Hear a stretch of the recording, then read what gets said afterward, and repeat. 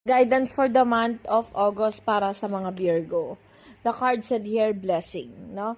This card showing kasi na may mga paparating para sa'yo. Kung meron ka mga binabalak na lumayo, mag-transfer, mga ibang bansa, or something like moving out or transition, lumipat na ibang trabaho, something na pag-alis or pagka dun sa kinalalagyan mo ngayon, pagkawala. Pero may mga bagay na pumipigil sa'yo, like kulang ka sa finances.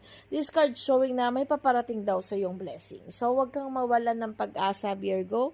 Sabi dito sa cards, masusolusyonan yung mga problemang kinakaharap mo, no? Sabi dito sa cards, minsan kailangan talaga natin na yung tignan natin kung ano yung mga available resources natin dito sa kung anong meron tayo para makapag-desisyon tayo ng tama at wag nating hanapin yung mga talagang napaka-imposible na Virgo, no?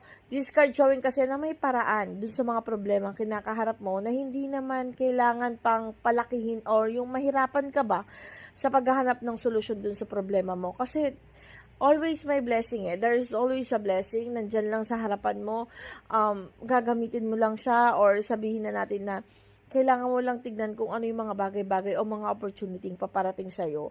No, nakikita ko dito may mga miss opportunities ka, may mga taong ayaw ka, then nakikita ko dito sa cards na nahihirapan ka na mag-move forward, nahihirapan ka na i-accept kung ano yung nasa paligid mo kasi nga medyo gusto natin kasi yung solido or mga pulidong mga paggawa. But this card, nagsasabi din sa'yo na huwag kang malungkot dahil things will gonna be okay this August. No? May mga paparating. Mare-recognize daw yung mga pagsisikap mo. Mare-recognize yung mga bagay na para talaga sa'yo. No?